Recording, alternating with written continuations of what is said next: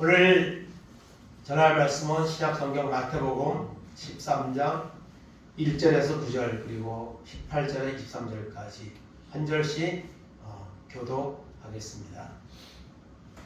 그날 예수께서 집에서 나가사 바닷가에 앉으시매 큰 무리가 그에게로 모여들거늘 예수께서 배에 올라가 앉으시고 온 무리는 해변에 서 있더니 예수께서 비유로 여러 가지를 그들에게 말씀하여 이르시되 씨를 뿌리는 자가 뿌리러 나가서 뿌릴 때 더러는 길가에 떨어지매 새들이 와서 먹어버렸고 더러는 흙이 얕은 돌밭에 떨어지매 흙이 깊지 아니하므로 곧 싹이 나오나 해가 노등에 타서 뿌리가 없으므로 말랐고 더러는 가시떨 위에 떨어지매 가시가 닳아서 기운을 막았고 더러는 좋은 땅에 떨어지매 어떤 것은 100배 어떤 것은 60배 어떤 것은 30배의 결실을 하였느니라. 귀 있는 자는 들으라 하시니라.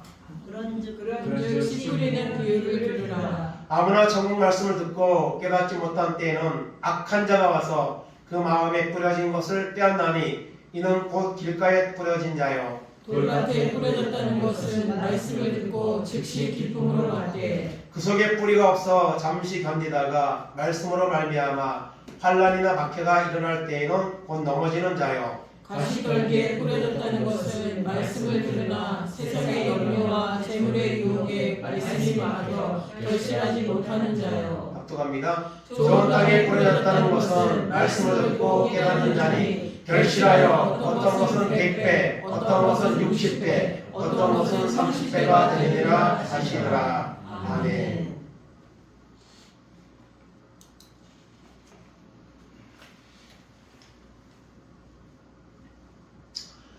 지금은 우리가 짧은 가을을 지금 보내는 가운데 있습니다. 가을이 정말 짧습니다. 이제. 여름과 겨울은 길고 지구온난화 안에서 이렇게 자꾸 상황이 바뀌는데요.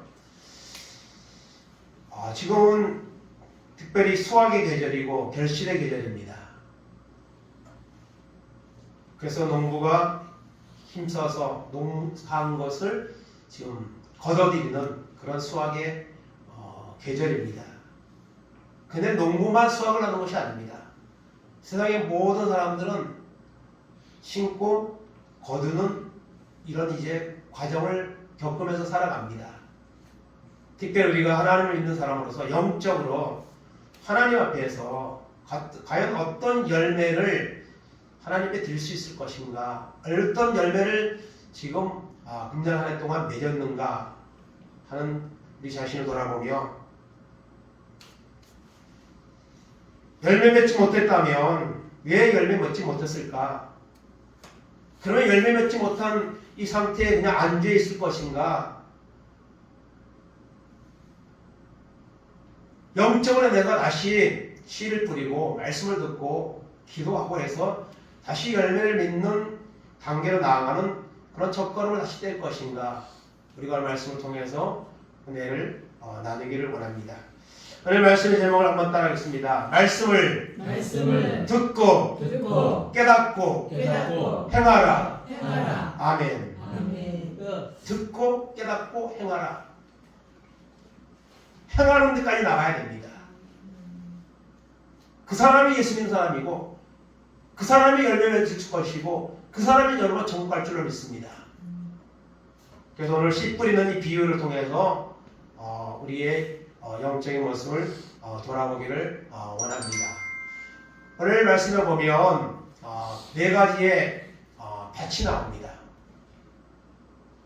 길가, 돌밭, 가시떨기, 그리고 좋은 땅, 이 밭이 나옵니다. 여러분 지금 농사를 짓는 것도 사실 이 당시하고 지금하고는 농사 짓는 방법이 다릅니다. 지금은 얼마나 농사 짓는 기술이 발달됐는지 그냥 그냥 스마트폰으로 모든 걸 온도 조절부터 이런 거 다 하는 스마트 농장 그런 것들도 지금 굉장히 보급이 많이 되어 있고 그렇습니다. 근데 보편적으로 보면 땅을 파고 이제 흙을 부드럽게 만들어주고 거름을 주고 거기다가 씨를 심든지 모종을 심든지 하는 것이 농사를 짓는 방법입니다. 근데 그 당시 2000년 전에는 그렇게 농사 짓는 그런 기술이 발달되지 않았습니다. 그래서 제가 신학교 다닐 때 이 말씀의 이 내용을 배울 때는 이스라엘은 그 당시에 씨를 먼저 뿌리고 그 다음에 밭을 이렇게 개간을 해서 이제 싹이 나게 하는 그런 농사 기법을 사용하는 경우가 이제 있었다고 해요. 그렇지 않고 요즘 같으면 씨를 아무 데나 뿌리겠습니까? 모종을 아무 데나 하겠습니까? 길가나 뭐 돌밭, 가시밭 이런 데다 뿌리겠습니다. 좋은 땅에다 다 심죠. 좋게 만들어서. 근데 그 당시에는 농사 짓는 그런 기술이 환경이 그랬다는 거예요. 그런 차원에서 우리가 이 말씀을 이해하면 더 말씀의 이해가 우리에게 다가올 줄 압니다. 이 네 가지 밭이 나오는데요. 이 네 가지 밭이 일반적인 의미입니다. 1절에서 9절까지는 일반적인 농사 짓는 원리에 의한 이제 내용을 주님이 말씀하셨습니다. 바닷가에 나가서 앉으셔서 예수님의 많은 무리들에게 말씀을 오늘 전했다고 말하고 있습니다. 그런데 오늘 말씀하는 모습이 씨 뿌리는 비유입니다. 예수님은 비유가 아니면 말씀을 하지 않으셨다 할 정도로 많은 비유가 있습니다. 성경에는요. 그 비유는요, 말씀을 더 친근하게, 말씀을 더 확실하게 깨닫기 위한 도구로 비유를 말씀하시는 거예요. 본질은 말씀에 있는 거고, 비유는 그 말씀을 더 깨닫게 하기 위한 이제 양념 같은 역할로 하는 거죠. 많은 비유를 말씀하셨는데 그 중에 이 씨 뿌리는 비유. 그래서 1절에서 9절까지는 모든 사람들에게 그 모인 많은 무리 중에는 예수님을 믿는 사람도 있고 안 믿는 사람도 있고 호기심 있는 사람도 있고 여러 무리가 있는 거예요. 그 사람들에게는 먼저 예수님이 그 당시에 농사 짓는 이야기를 통해서 사람들의 마음을 친근하게 열기 위해서 아마 이 말씀하신 것 같아요. 그래서 씨 뿌리는 비유의 일반적인 의미는 오늘날도 똑같은 의미로 농사 짓는 게 이거 적용될 수 있는데요. 첫째는 길가가 나옵니다. 길가는 여러분 밭이 뭐 작은 텃밭은 그렇지 않겠지만 밭이 크면 중간에 길을 또 만들어야 사람들이 왔다 갔다 할 수 있습니다. 아깝지만은 그 길을 이제 내는 거죠. 그래서 씨를 뿌렸는데 길가에 떨어졌습니다. 그러면은 어떻게 됩니까? 새들이 와 먹어버립니다. 여러분 이 새들도요 보통이 아닙니다. 씨를 심어 놓으면요 땅속에서 심어놔도 그걸 와서 찾아서 먹습니다. 신기하게 그걸 찾아서 먹어요. 그래가지고 이 농사꾼들이 이제 모종을 벗어 집 가운데 가서 콩 같은 경우도 이렇게 심는 경우도 있어요. 그걸 파먹는 데니까 와서요. 근데 길가에 보이는 씨는요 말할 것도 없죠. 새들이 먹어버립니다. 돌밭에 떨어진 씨앗은 어떻게 됩니까? 돌밭에 떨어진 씨앗은 싹이 납니다. 여러분 큰 절벽 가운데나 콘크리트 보도블럭 사이에도 흙이 조금 날아가 있고 씨가 있으면 거기서 난 것들을 우리가 보죠. 그 참 생명의 신비를 우리가 보는데요. 돌밭에 떨어진 씨도 싹이 났습니다. 그런데 뿌리를 낼 수가 없죠. 그러니까 조금 자라다가 마는 거죠. 또 햇빛이 나면 그냥 시들어버릴 수밖에 없는 거죠. 세 번째 나오는 맛은 뭐죠? 가시떨기입니다. 가시떨기에 떨어진 씨앗도 싹이 납니다. 그런데 어느 정도 자라면 그 가시, 넝클 이런 것에 찔리고 방해가 되어서 자랄 수 없습니다. 그런데 열매를 맺을 수가 없는 거죠. 그 다음에 좋은 땅이 있습니다. 좋은 땅에 떨어진 씨는 결실하여 100배, 60배, 30배의 열매를 맺습니다. 여러분 벼 같은 경우는요, 여러분 그 벼 하나 심으면요 100이 훨씬 넘습니다. 그 하나에 그게 또 여러 커지거든요. 하나 심으면 한 줄기만 나는 게 아니고요. 좋은 땅에 떨어진 씨는 이렇게 열매를 맺습니다. 근데 여러분 길가, 돌밭, 가시떨기 좋은 땅은요 믿지 않는 사람들을 말하는 게 아니에요. 믿음의 공동체 안에 있는 사람들 중에 이런 부류의 사람들이 있다는 것을 말씀하고 있는 겁니다. 길가 돌밭 가시떨기는 안 믿는 사람이고 좋은 땅은 믿는 사람을 말하는 게 아닙니다. 그래서 일반적인 의미에서 그리고 이 10분에는 비유에서 시는 뭡니까? 바로 말씀입니다. 하나님의 말씀이 시입니다. 그래서 이 비유를 말씀했더니 사람들이 아주 친근하게 이해하고 그걸 받아들였습니다.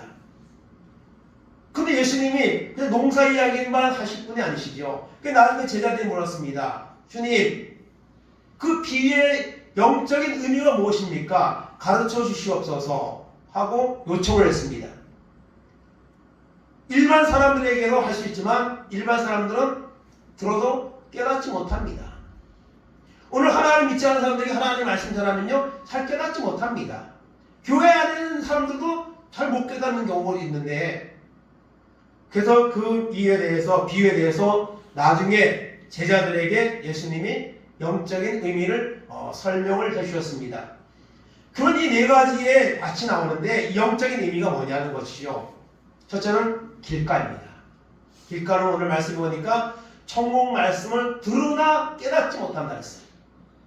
오늘 교회 안에 와서 우리가 말씀을 듣지만요 그 말씀을 깨달아야 됩니다. 깨닫는 데서 출발합니다. 깨닫지 못하면 행하는 것은 어림도 없는 일이죠. 깨닫고 그것이 느껴지고 그리고 그래야 그 다음에 행하는 믿음으로 나갈 수가 있는 것입니다. 깨닫지 못하는 원인이 있습니다. 왜 깨닫지 못합니까? 오늘 말씀 보니까 주님이 악한 자가 와서 말씀을 빼앗는다 그랬습니다. 하나님은 오늘도 말씀하시고요. 하나님은 오늘 말씀을 통해 우리에게 은혜 주시기를 원하십니다.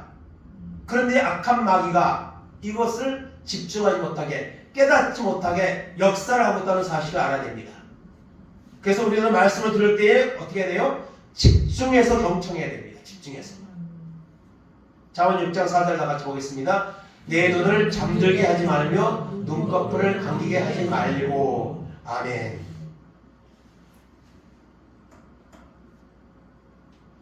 눈은요 밤에 잘 때 감으면 됩니다.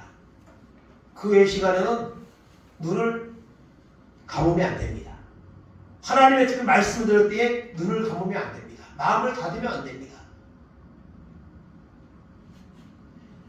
사람이기 때문에 예배 시간에 졸 수 있습니다.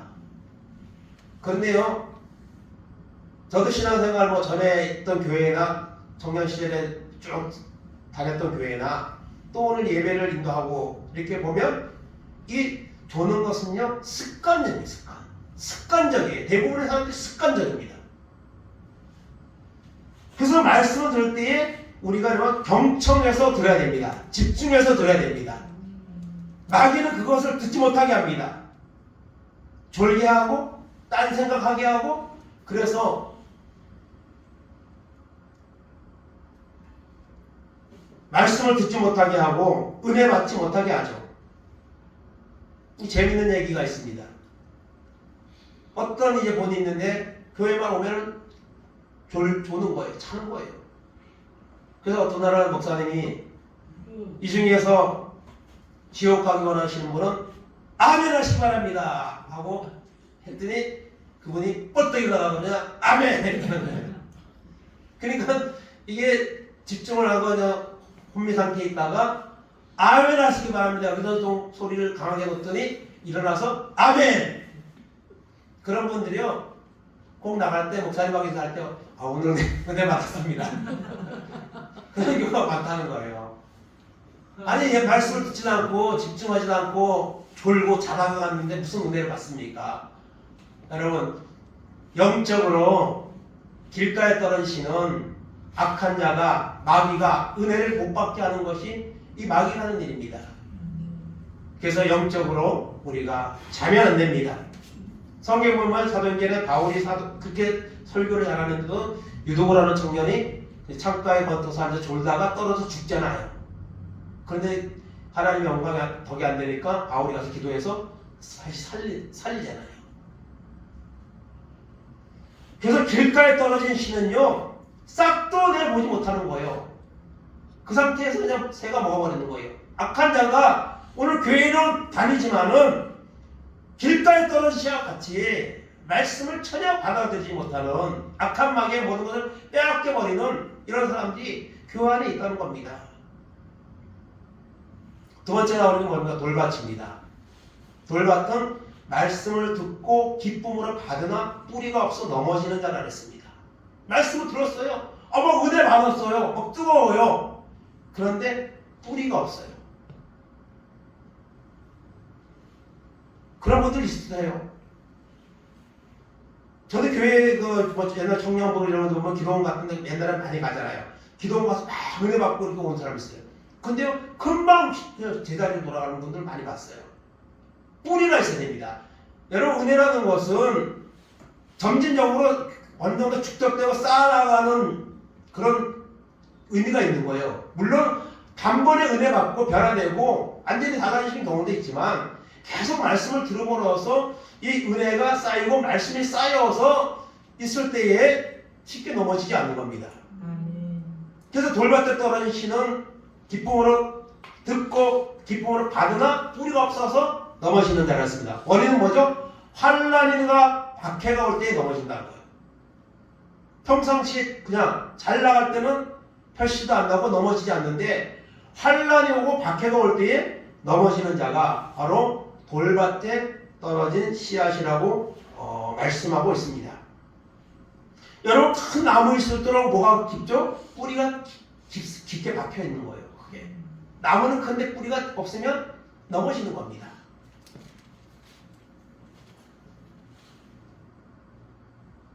김포에 가면 아름다운 집이라고 요양원이 지금 뭐 100명 이상 시설되는 곳으로 지금 운영을 하고 있는데, 옛날에는 그냥 25억 가든이라고 해서 일반 식당 하던 자리를 이제 아는 어떤 목사님이 거기서 이제 그 당시에는 요양원을 했습니다. 정부 지원 그런 거 안 생겼을 텐데, 근데 25억 가든인데 조경을 진짜 많이 해놨어요. 평수도 꽤 넓고요. 근데 나무들이 자라지 않는 거예요.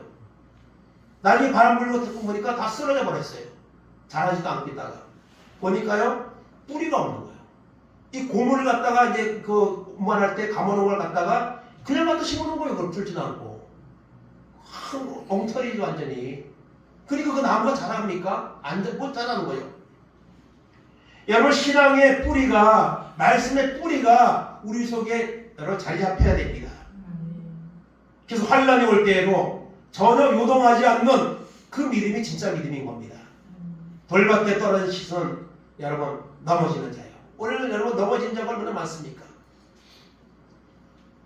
사도행전 14장 22절 보겠습니다. 제자들의 마음을 굳게 하여 이 믿음에 머물러 있으라 권하고, 또 우리가 하나님의 나라에 들어가려면 많은 환난을 겪어야 할 것이라 하고. 아멘. 바울이 루스드라에서 전도하다가 거기에서 많은 말씀을 전하고 또 많은 사람들이 예수님을 믿는 일들이 일어났습니다. 그런데 그 유대인들이요, 그 먼 곳에서 그까지 쫓아와가지고 바울이 전하는 복음을 방해하고, 그리고 돌로 쳐서 바울이 죽었습니다. 죽은 줄로 알고 성밖에 버렸다 그랬는데요, 여러분 죽은 거예요. 근데 성밖에 버렸는데 하나님이 다시 깨어나게 하신 거예요. 그래가지고 또 복음을 전하는 거예요. 그때 이 말씀을 하는 거예요. 우리가 하나님의 나라에 들어가려면 많은 환난을 겪어야 할 것이라고. 여러분, 환난이 올 때에 그것을 통과할 수 있는 우리가 믿음을 가져야 됩니다. 그래서 여러분, 예수를 제대로 믿으려면요, 환난이 있습니다. 뭐 제한되는 것도 많고요. 근데 오늘 우리는요, 너무 편하게, 너무 안일하게 신앙생활하는 경우가 있습니다. 여러분, 바울이 환난을 겪어야 할 것이라고 했는데요, 사도 바울만큼 환난을 많이 겪은 사람이 어디 있겠습니까? 고린도후서 11장 23절에 25절까지 보겠습니다.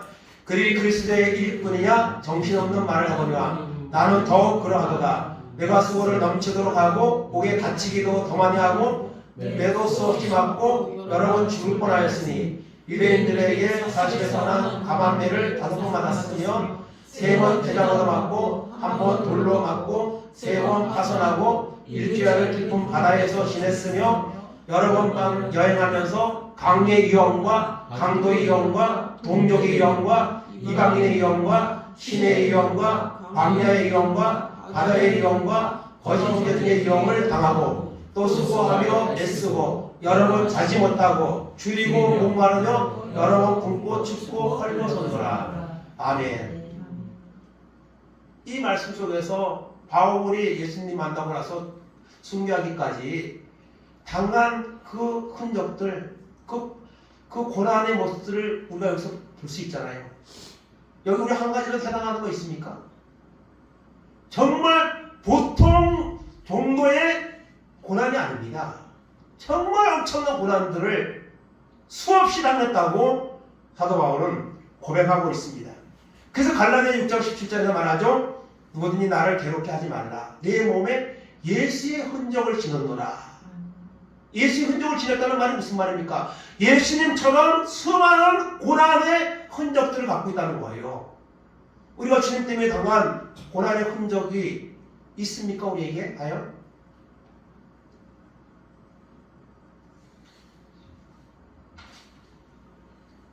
여러분, 믿음의 사람들에게는 공통점이 있는데요. 환난입니다. 성경에 나오는 수많은 인물들 중에 위대한 사람들이 많죠. 다 공통점이 있는데요. 엄청난 환난, 고난의 시간들을 보냈다는 거예요. 그중에 몇 사람만 여기 썼는데요. 요셉, 노예로 팔려가죠. 거기서 억울하게 또 감옥을 가죠. 수많은 고난의 연속입니다. 그렇지만 하나님을 의지함으로 하나님이 가는 곳마다 형통하게 하셨고 마침내는 총리를 세워서 수많은 사람을 살리는 그런 사람을 쓰셨습니다. 욥기서에 대해서 얼마 전까지 오랫동안 제가 말씀을 수요일날 전했었는데요. 욥 전 재산과 10자녀를 잃었죠. 자기 몸에는 머리부터 발끝까지 종기가 나서 기아장으로 이것을 벅벅 긁지 않으면 견딜 수 없는 그런 고난의 시간들을 보냈습니다. 큰 죄를 지은 것도 아닌데 하나님이 연단의 목적으로 그런 고난을 주셨었죠. 다니엘과 세 친구, 다니엘은 사자굴에 던져졌습니다. 사자밥으로. 그런데 하나님이 살아나게 하셨죠. 다니엘의 세 친구 사드락, 메삭, 아벤느고는 우상 앞에 절하지 않는다는 것 때문에 뜨거운 용광로 불 속에 던져졌지만 하나님이 살아나게 하셨습니다. 이런 환난이 올 때에 과연 우리가 믿음 지킬 수 있을까요?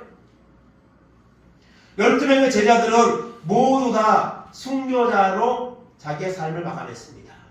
스데반 집사는 전도하다 돌에 맞아 죽었습니다.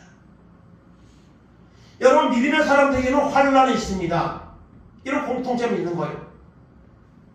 돌밭에 떨어진 씨앗은 말씀을 듣고 기쁨을 받았지만 환난이 올 때에 믿음을 포기하는 거예요. 오늘 얼마나 많은 사람들이 믿음의 길에서 떠나고 있습니까?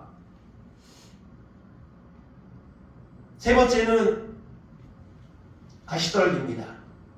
말씀을 들으나 결실하지 못하는 자예요. 말씀을 들었는데도 열매가 없는 거예요. 왜 열매가 없느냐? 그 원인을 말씀하시는데요. 세상의 염려, 재물의 유혹에 막혀 말씀이 막혀 결실하지 못한다 했습니다.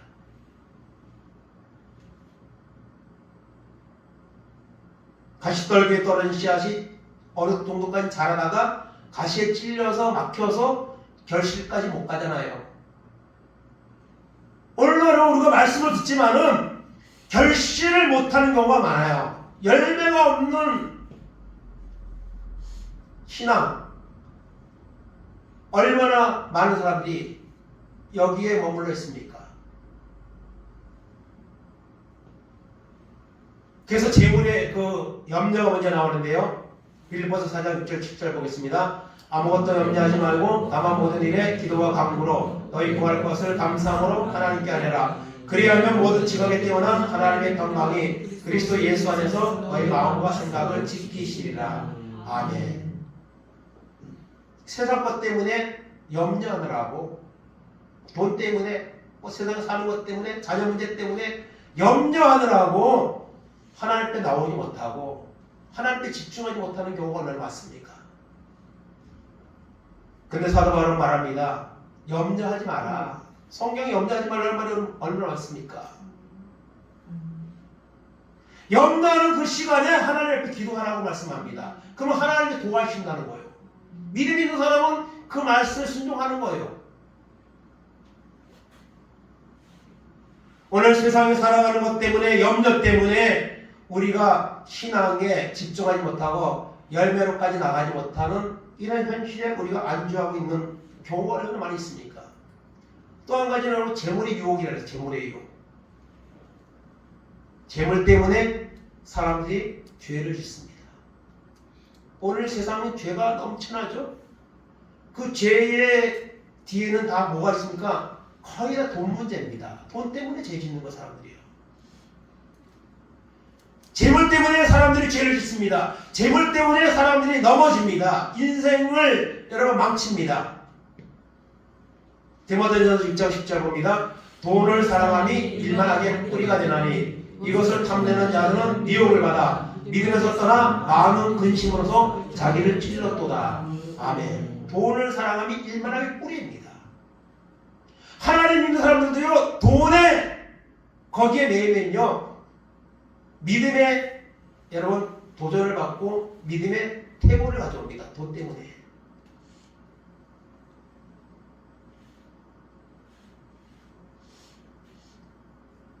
세상의 염려와 재물의 유혹 때문에 여러분 결실하지 못하는 자, 이것이 바로 가시떨기에 떨어진 씨앗과 같은 그런 존재라는 겁니다.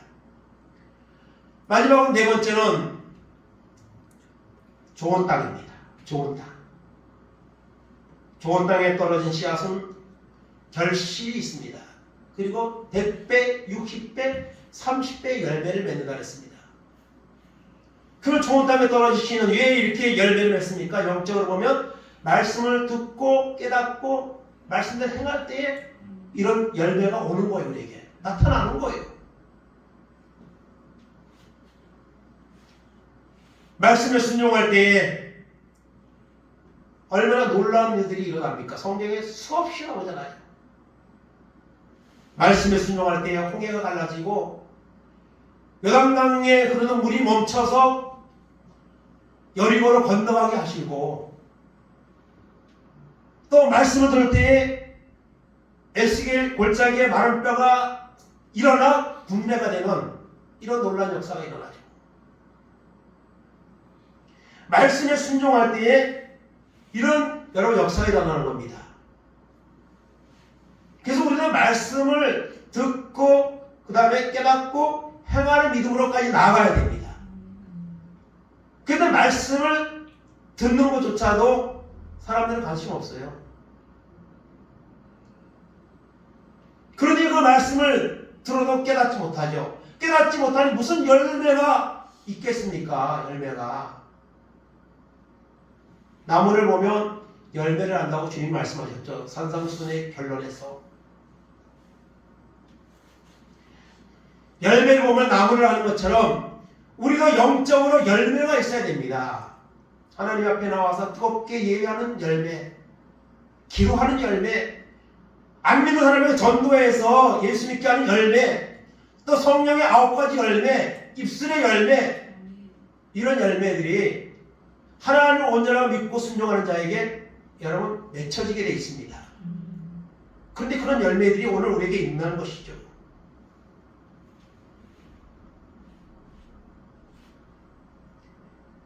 이렇게 네 가지 밭을 예수님이 말씀하셨습니다. 이 네 가지 밭 중에 우리는 한 가지입니다. 좋은 땅에 떨어져 100배, 60배, 30배 열매를 맺는 은혜가 우리 가운데 임하기를 원합니다. 결론입니다. 그러면 어떻게 해야 되느냐? 말씀을 듣고 깨닫고 행해야 됩니다. 누가복음 5장 5절 6절 봅니다. 시몬이 대답하여 이르되 선생님, 우리들이 밤이 새도록 수고하여 쓰되 잡은 것이 없지만은 말씀에 의지하여 내가 그물을 내리리다 하고, 그렇게 하니 고기를 잡은 것이 심히 많아 그물이 찢어지는지라. 아멘. 베드로가 처음 예수님 만났을 때 일어난 일이죠. 밤새도록 수고했지만 고기를 잡지 못했습니다. 그러나 깊은 곳에 그물을 던지라는 말씀에 순종할 때 고기를 힘이 많이 잡아 그물이 찢어졌다 했습니다. 이 사건 이후에 베드로가 주님 앞에 나와 주여 나는 죄인이로소이다. 나를 떠나소서. 그리할 때 내가 이제는 사람 낚는 어부가 되라고 말씀하셔서 모든 것을 버려두고 제자의 삶으로 전환되는 이런 전환점이 되었습니다. 마태복음 8장 7절 8절입니다. 이르시되 내가 가서 고쳐지리라. 백부장이 대답하여 이르되 주여 내 집에 들어오심을 나는 감당하지 못하겠사오니 다만 말씀으로만 하옵소서. 그러면 내 하인이 낫겠사옵나이다. 아멘. 백부장의 하인이 중풍병이 걸렸습니다. 가족도 아니고요, 하인입니다. 그런데 그를 고치기 위해서 주님을 찾아갔습니다. 그랬더니 주님이 그래 가자, 가서 고쳐주리라. 백부장이 대답했습니다. 내 집에 들어오심을 감당하지 못하겠사오니. 그래서 여기서 말씀만 해줘도 내 하인이 낫겠습니다. 이스라엘 중에 이만한 믿음을 만나본 적이 없다고 주님 칭찬하셨습니다. 그리고 그 하인을 여러분 가서 안수하지도 않았는데 여러분 고침받았습니다. 여러분 이 마지막 시대에 말씀을 붙잡아야 됩니다. 세상에 아무리 노는 세상, 쾌락을 따라가는 세상, 여러 가지 중독이 넘쳐나는 세상, 우리의 여러분 소망은 말씀에 있습니다. 말씀만 붙잡으면요 우리 영이 살고요, 우리 삶이 살고요, 놀라운 역사가 일어납니다. 근데 말씀이 멀어지고 있습니다. 말씀을 듣고 깨닫고 행하는 것은 믿는 사람으로서 당연히 해야 될 코스입니다. 근데 합니까? 안 하죠. 그래서 주님은 이렇게 말씀하십니다. 누가복음 6장 46절입니다. 너희는 나를 불러 주여 주여 하면서도 어찌하여 내가 말하는 것을 행하지 아니하느냐. 아멘. 그 당시에 많은 사람들이 주님을 따라다녔습니다. 기적을 보기 위해서, 말씀을 듣기 위해서. 그런데 주님은 그 따라오는 수많은 군중들에게 말씀하십니다. 너희는 나를 보고 주여 주여 하는데 주여가 뭡니까? 주인, 주님. 그러면서 왜 내가 말하는 것을 행하지 않느냐? 여러분 오늘날 많은 주의종들도 마찬가지고 성도들도 마찬가지고 하나님의 말씀을 정말 많이 들어요. 말씀을 들으려면 얼마든지 들을 수 있는 정말 홍수같이 널려있는 말씀들을 들을 수 있는 것이 오늘 우리 앞에 있습니다. 그런데 그걸 듣습니까? 가면 들었다면 가면 행합니까?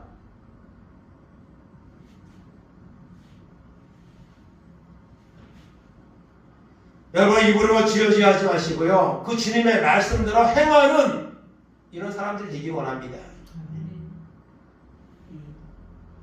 요한계시록 1장 3절 봅니다. 이 예언의 말씀을 읽는 자와 듣는 자와 그 가운데 기록한 것을 지키는 자는 복이 있나니 때가 가까움이라. 아멘.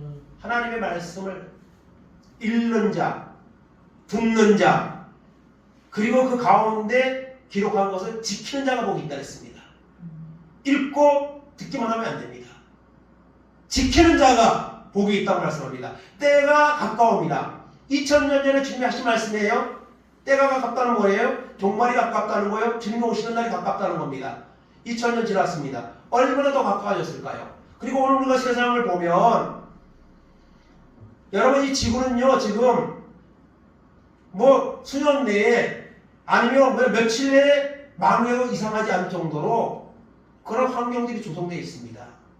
자연적인 재앙이나 또 수많은 전쟁의 무기들, 여러분 때가 가까웠습니다. 정말 종말의 때라는 이런 마음을 우리가 가져야 됩니다. 그래야지 우리가 경성하고 깨어서 기도하고 하나님 앞에 집중할 수가 있습니다. 설마 전쟁이 일어나겠어? 그런 안일한 마음을 가지면 안 됩니다. 때가 가까웠습니다.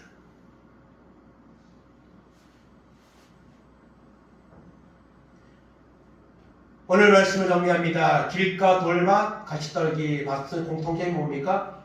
결실이 없습니다. 열매가 없습니다. 껍데기입니다. 좋은 땅은 어떻게 되죠? 100배, 60배, 30배 열매를 맺습니다. 과연 우리는 어떤 열매를 맺고 있습니까? 어떤 열매를 맺기를 원하고 있습니까?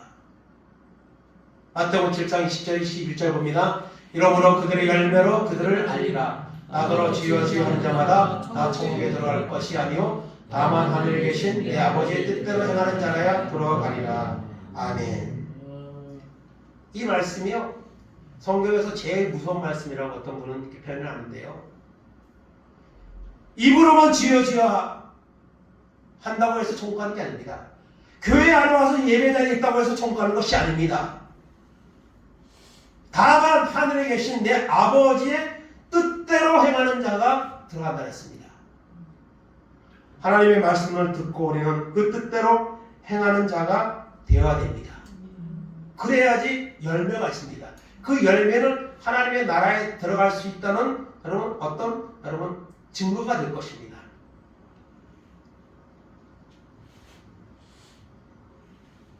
찬송가 387장에 보면 멀리 멀리 갔더니 처량하고 고나며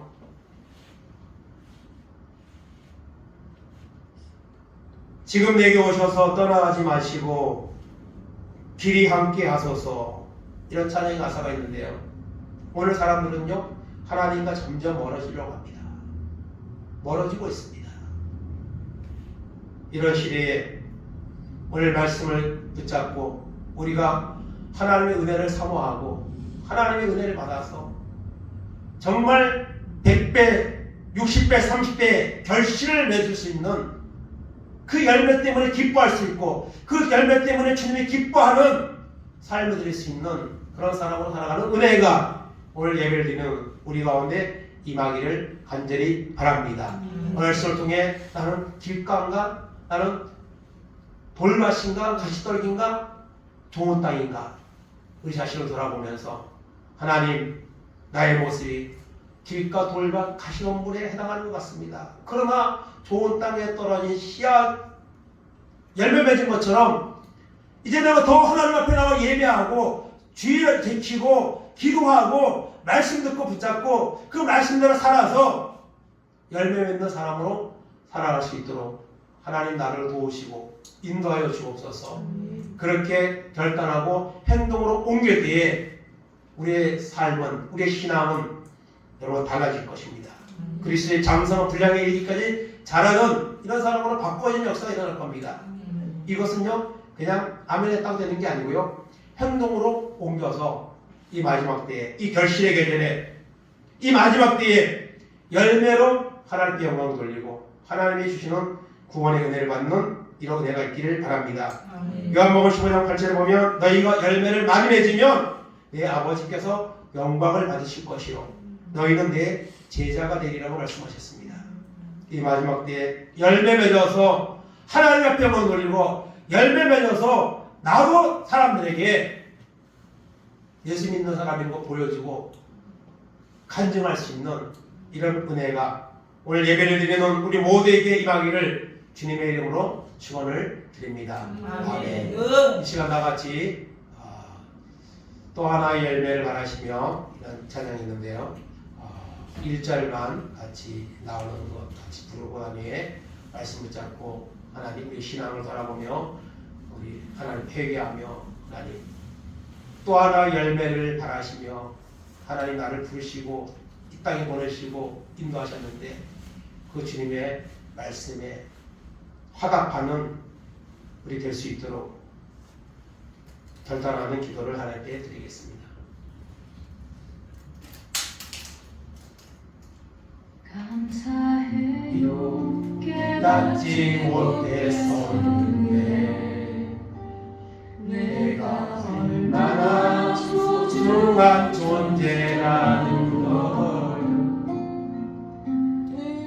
처음부터 지금까지 하나님의 사랑은 항상 날 향하고 있었다는 걸 고마워요. 그 사랑을 가르쳐준 당신께 주께서 허락하신 당신께 그리스도의 사랑으로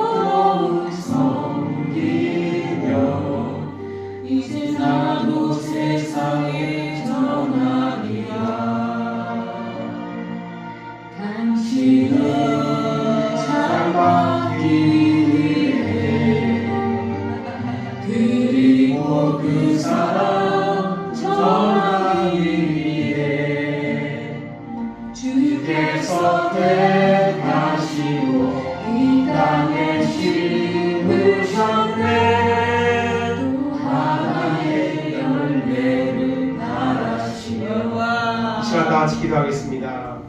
하나님, 나의 연약함과 부족함을 용서하시고 난 열매를 자는 배워드리는 그런 우리의 삶으로 전환되는 전환점이 오늘부터 시작될 수 있도록 인도하라고 이 시간 다 같이 기도하겠습니다. 하나님 감사합니다. 연약하고 부족한 저희들 이 마지막 때에 부르시고 인도하신 하나님의 은혜에 감사드립니다. 하나님 아버지, 이구로만 죄어지는 자가 되지 말게 하시고 길가 돌과 가시떨기에 떨어진 지하실에 되지 말게 하시고 살아있는 하나님의 말씀을 듣고 말씀을 깨닫고 말씀을 행하는 자가 되어 하나님 주시는 100배, 60배, 30배 결실을 맺는 그 사람의 구원에 나갈 수 있는 귀한 결단가내가 우리 가운데 임하도록 하나님 인도하여 주시기를 아버지 하나님 원하고 기도합니다. 하나님 아버지 하나님 우리 연약한 믿음을 하나님 돌아보게 하시옵소서. 형식과 이스라엘 떠나서 하나님과 멀어진 우리의 모습을 보게 하시고 오직 주님의 뜻에 숙당한 자로 살아가시는 놀라운 은혜가 우리 가운데 임하도록 인도하여 주시기 바랍니다. 살아있는 말씀이 우리를 이끌어가게 하시고 살아계신 하나님의 말씀 앞에 우리가 무릎 꿇게 하시고 그 살아있는 말씀을 듣고 행하고 그 말씀을 제가 기도하고 성령의 은혜를 구하여서 하나님 아버지 아름다운 예배로 주님 앞에 만드시는 우리 모두가 될 수 있도록 하나님의 은총을 베풀어 주시기 바랍니다. 하나님 아버지 괴롭게 하여 주시고 우리를 쉽게 만드리는 귀한 놀라운 역사가 우리 가운데 임하도록 인도하시거나 붙잡으셔서 오직 주께 영광을 되게 하시고 오직 주님 앞에 만드리는 귀한 놀라운 은혜가 우리 가운데 임하도록 인도하시기 바라니 붙잡아 주시옵소서. 아버지 영광 받아 주옵소서. 감사합니다.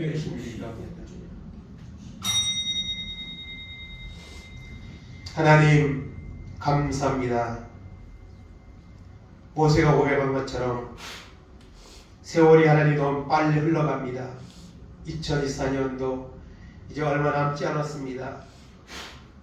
지난 아버지 하나님 1년 동안 우리가 무엇을 했습니까? 영적으로 얼마나 주님과 가까워졌습니까? 얼마나 깊어졌습니까? 세상의 흐름에 환경 속에서 타협하고 뒤로 물러서고 퇴보하지 않았습니까? 우리 영적을 헐벗고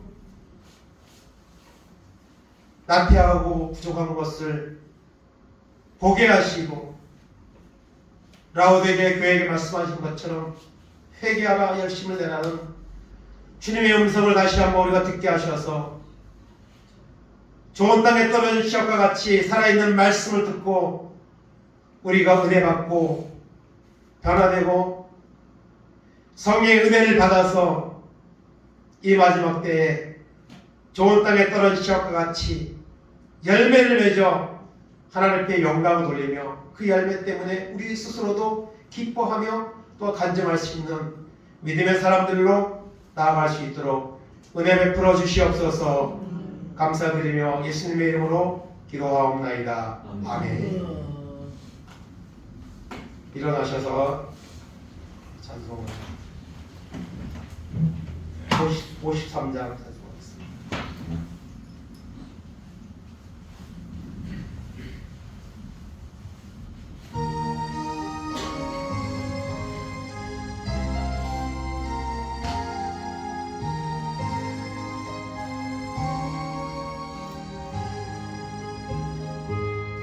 늘 떠나가기 전 머리를 속에